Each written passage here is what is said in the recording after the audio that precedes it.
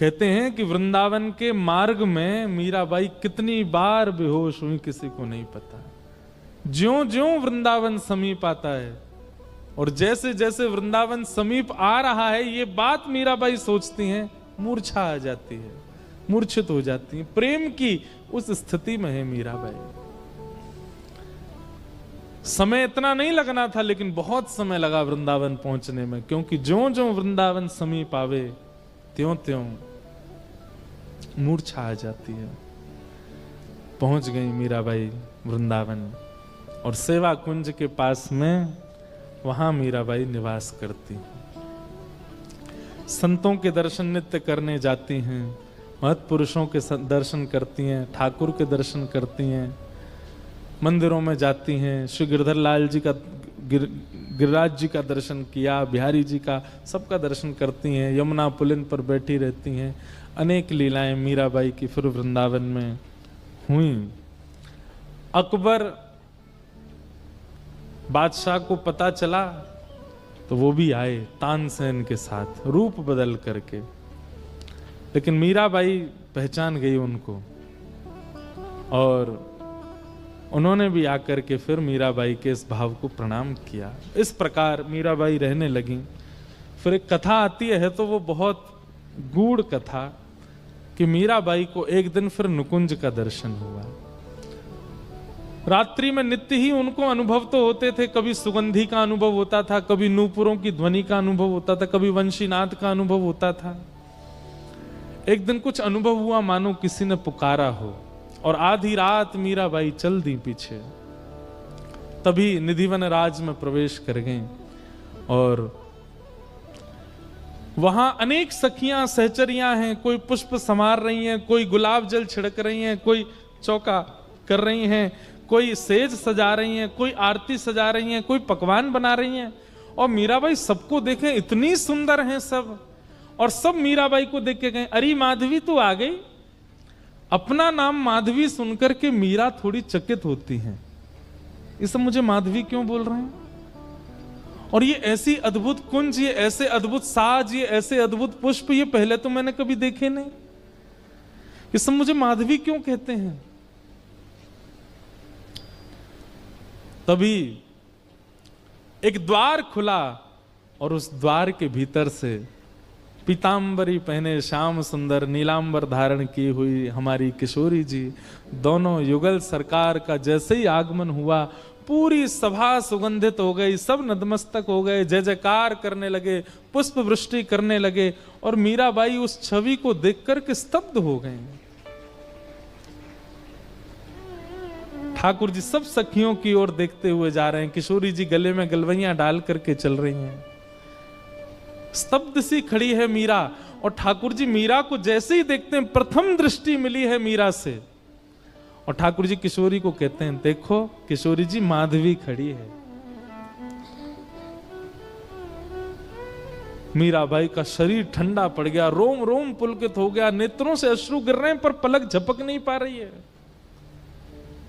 ठाकुर जी समीप नहीं गए, बस दूर से ही कही किशोरी जी से, देखो माधवी आई है। और ठाकुर जी जाकर के सेज पर विराज गए। सब सखियां अपनी अपनी सेवा में लगी हैं, अकेली माधवी दूर खड़ी है, कुछ पता नहीं क्या करना है।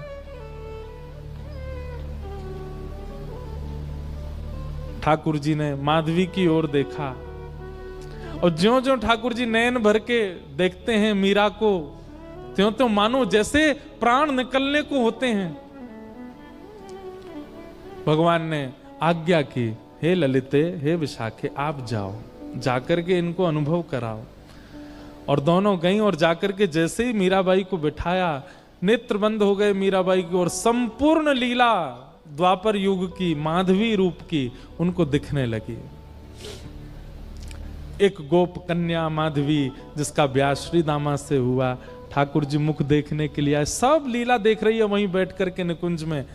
और आज मीराबाई को स्पष्ट हुआ कि ये इतना प्रेम जो मेरे चित्त में संदिग्ध था, इसका कारण क्या है।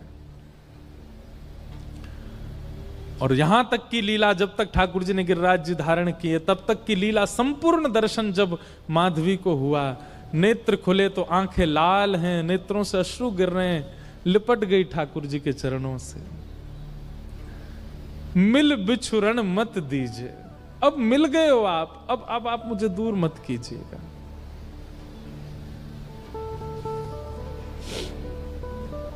ठाकुर जी कहते हैं अभी बहुतों का कल्याण आपसे होना है, इसलिए आपको वापस जाना होगा। मीराबाई खूब रोई, खूब मना किया, पर ठाकुर जी बोले अभी आपसे बहुतों का कल्याण होना है, आपको जाना पड़ेगा। और निकुंज में जाके सब दर्शन करके मीराबाई वापस आई और वापस फिर वृंदावन में रही। अब मीराबाई और अंतर्मुखी हो गई, अब ज्यादा चर्चाएं नहीं करती हैं, ज्यादा किसी से मिलती नहीं है।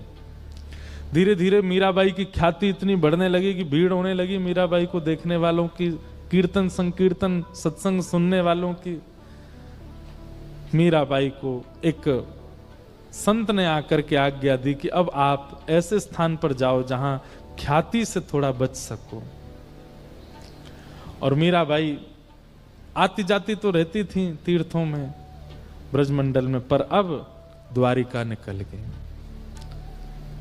आहा, मीराबाई द्वारिका गई। और कैसे गई? चरित्र में आता है कि जितनी उनकी सहचरी थी जो साथ ही रहती थी, मीराबाई के प्राण लाल जी में और उनके प्राण मीरा में, उन सबको छोड़ के चली गई अर्धरात्रि में और द्वारिका पहुंची। द्वारिका में जाकर के जब द्वारिकाधीश का दर्शन किया मीराबाई ने, वहां तो ठाकुर जी दुल्हा राजा है ना, और वही सेव्य है मीराबाई के। मीराबाई तो दुल्हा राजा को ही पूछती हैं। द्वारिकाधीश को देख करके मंद मंद मुस्काती हैं, खड़ी रहती हैं, आनंद करती हैं, संतों से वहां कथा सुनती हैं, चरित्र सुनती हैं, कभी कभी स्वयं बैठ करके भी कभी चरित्र गान संकीर्तन करती हैं। ऐसा वर्णन आता है कि महादेव रूप बदल करके आते थे और मीराबाई के पास एक साधु का वेश धारण करके आते, और कभी कभी ठाकुर जी के कुछ कुछ भाव और कुछ कुछ संदेश, जैसे मतलब संदेशात्मक चरित्र सुनाते। मीराबाई तब सुनती तब तो लगता था कि ये चरित्र है, लेकिन जब वो चले जाते तब बाद में उसको लगता कि ये तो मेरे किसी प्रश्न का उत्तर था, ये तो मेरी संशय का समाधान था, ये तो मानो मैंने पूछा ठाकुर जी से, उनका प्रत्युत्तर था। वो महादेव ही आते थे मीराबाई के पास। और ऐसा भी वर्णन करते हैं कि मीराबाई जब बैठती थी, कभी कभी सत्संग करती, तो अनेक लोग आते थे, तो उनमें से कोई जिज्ञासु कोई पूछता था, तो जैसे आज कोई नीली साड़ी वाली आई, उन्होंने कुछ पूछा, मीराबाई ने उनका समाधान किया। अब शाम को मीराबाई जब दर्शन करने जाती द्वारिकाधीश के, तो वहां कभी रुक्मणी जी की वही साड़ी दिखाई देती, ये स्पष्ट होता रुक्मणी जी ही आई थी, सत्यभामा आती थी, कभी दाऊ दादा रूप बदल के आते। द्वारिका के मतलब द्वापर के सब जन मीराबाई का सत्संग सुनने आते, पर मीराबाई को पता नहीं चलता था। बहुत सुंदर, द्वारिका में भी खूब लीला हुई मीराबाई के साथ।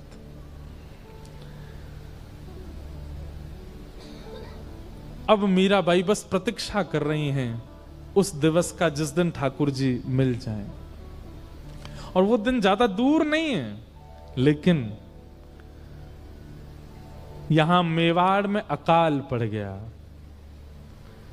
पूरे मेवाड़ में भुखमरी होने लगी।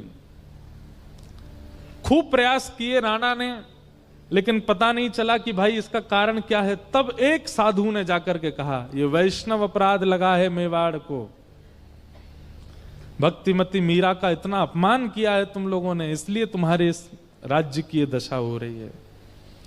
इसको सुधारना चाहते हो तो एक ही उपाय है, पुनः मीराबाई के चरण मेवाड़ आएंगे तो ही मेवाड़ समृद्ध होगा।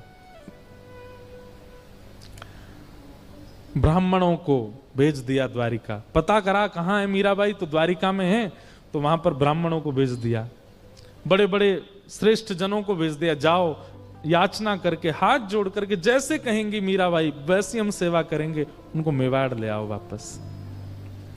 वस्तु का मूल्य हम तब नहीं समझते जब वो समीप होती है, वो दूर हो जाती है तो फिर उसका मूल्य पता चलता है। मेवाड़ की स्थिति ऐसी हो गई कि अब इन लोगों को मूल्य समझ आने लगा मीराबाई का, पर मीराबाई तो बहुत आगे निकल चुकी हैं।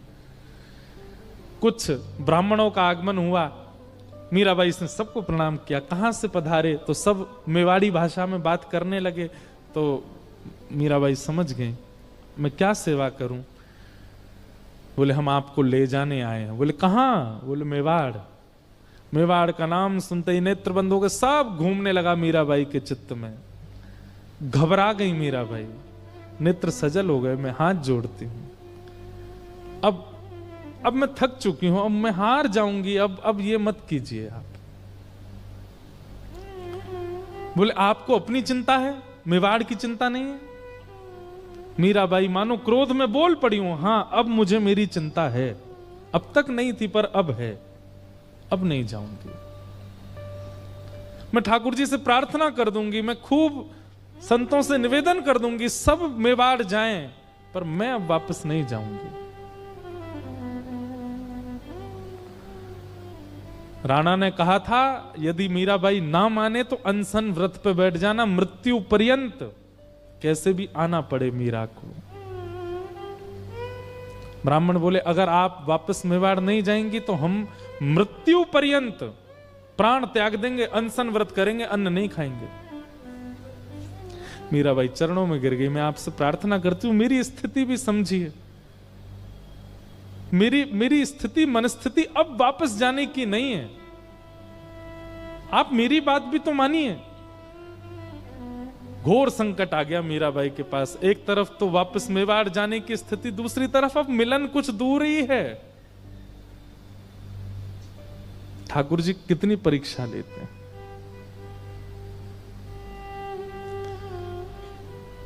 किसी ने जाकर के मीराबाई को कहा कि भाई साहब जल्दी चलिए, समुद्र के तट पर अन्न जल त्याग करके ब्राह्मण 3 दिन से बैठे हैं और धीमे धीमे उनको मूर्छा आ रही है, कहीं ये ब्रह्म हत्या का कलंक द्वारिका को ना लग जाए। अब तो द्वारिका के लोग याचना करने लगे और मीराबाई को इस दृष्टि से देखने लगे कि ये चली जाए यहां से, ये जाएंगी तो हमारी द्वारिका ब्राह्मणों के अंत से बच जाएगी। मीराबाई दुविधा में है, अब क्या करूं। मीराबाई गई, प्रसाद बना करके लेकर के गई और उन ब्राह्मणों के सन्मुख पधराया।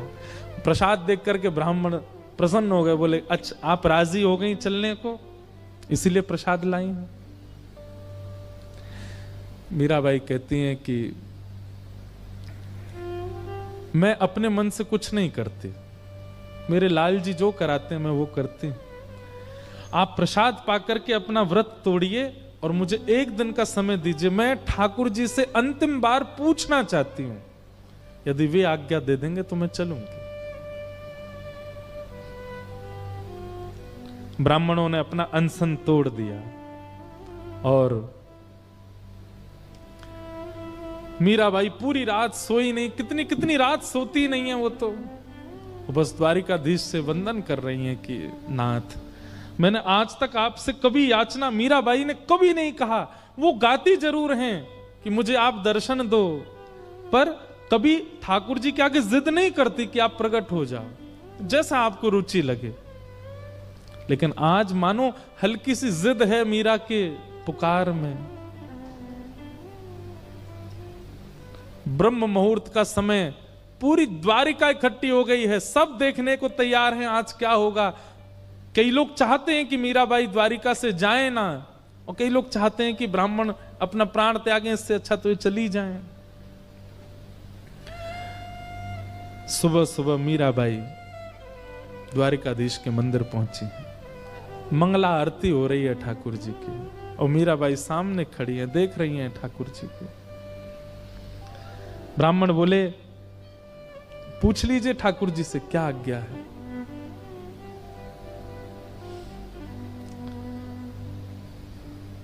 मीराबाई गाती हैं अपने जीवन का अंतिम पद ठाकुर जी के आगे। साजन ज्यों जानो सुध लीजो, साजन ज्यों जानो सुध लीजो, तुम बिन मोरे और न कोई, तुम बिन मोरे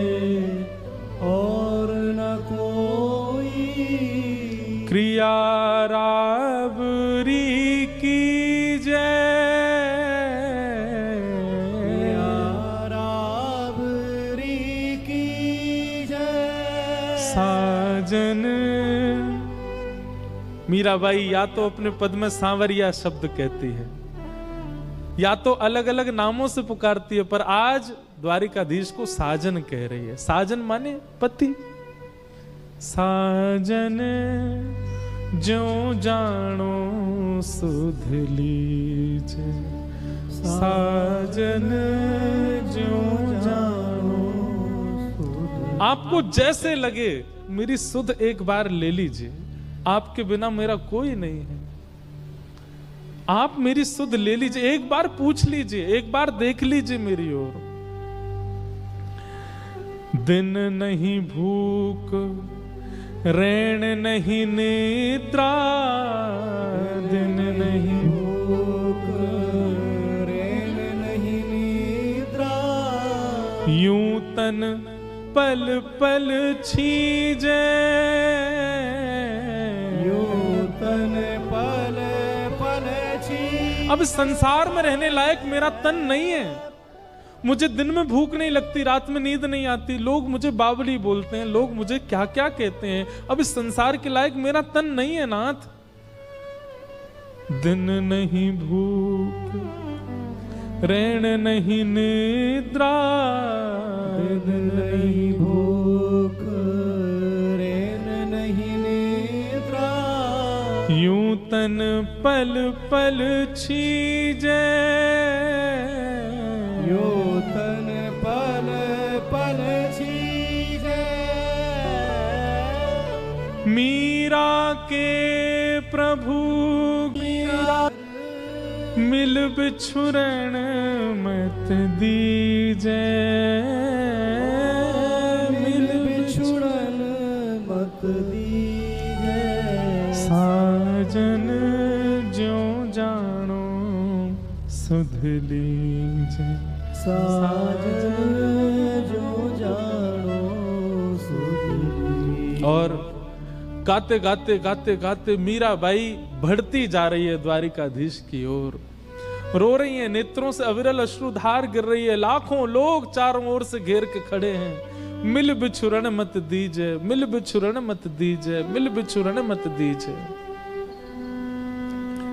अब मिलने की स्थिति, अब बिछड़ने मत दीजिए नाथ। और मीराबाई जैसे ही गर्भगृह की मुख्य देहली पर पहुंची, मंगला में ठाकुर जी एक माला में रहते हैं, छोटी सी पाग पहनते हैं, एक वस्त्र में रहते हैं, लेकिन तभी एक तेज पुंज प्रकट हुआ। सहरा पहन करके, सुंदर दुल्हा का भेष धारण करके श्री द्वारिकाधीश प्रकट हो गए हैं। एक दिव्य तेज प्रकट हुआ। सब जितने लोग वहां खड़े थे, सबके नेत्र मानो जैसे सीधा सूर्य का प्रकाश नेत्रों में पड़ा हो। सबने अपने नेत्रों के आगे हाथ कर लिए और उस दिव्य पुंज के साथ मीराबाई प्यारे द्वारिकाधीश में विलीन हो गए। बोलो भक्त वत्सल भगवान की। जैसे ही वो तेज पुंज समाप्त हुआ, सब लोग देखने लगे तो मीराबाई अंतर ध्यान, पुजारी आदि सब द्वारिका के लोग खोजने लगे, मीरा कहां गई, मीराबाई कहां गई। तभी देखा धीमे धीमे मीराबाई के वस्त्र का एक अंग धीमे धीमे ठाकुर जी के भीतर प्रवेश कर रहा है। पुजारी जी दौड़ करके गए, ठाकुर जी के वक्ष के पास जाकर के उस वस्त्र के भाग को खींचना चाहा, लेकिन मीराबाई ठाकुर जी में विलीन हो गई। मीरा के प्रभु गिरधर नागर, मीरा के प्रभु गिरधर नागर, मिल बिछुरण मत दीजे,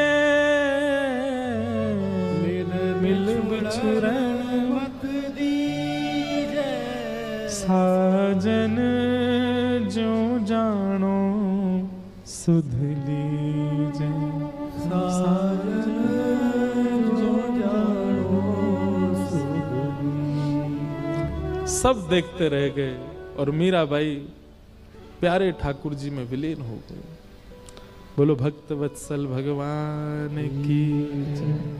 भक्तिमती श्री मीराबाई की द्वारिकाधीश की प्यारे गिरधर लाल की भक्त और भगवान की हरिहर मिलन महोत्सव की जय जय श्री राम जय जय श्री राम जय जय श्री राम।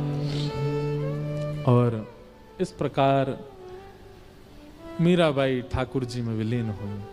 सब देखते रह गए।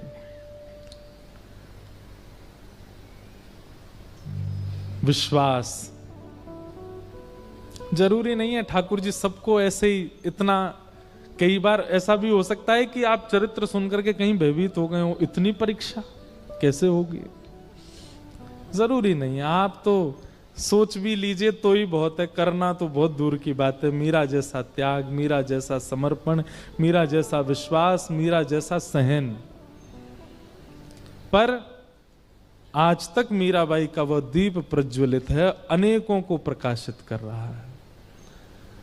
आज भी मीराबाई का चरित्र कहा जाता है तो हम तो अपनी बात कह रहे हैं, हमें लगता ही नहीं कि ये पूर्व की कोई घटना, हमें लगता अभी भी मीराबाई हैं और ये घटना अभी भी चल रही है। हम तो कहते हैं मीराबाई कि इस प्रेम सिंधु की एक बिंदु गिर जाए हमारे ऊपर, उसी से ही कृपा हो जाएगी, उसी से ही अनुग्रह हो जाएगा। ऐसी भक्तिमती मीराबाई को हम बारंबार प्रणाम करते हैं।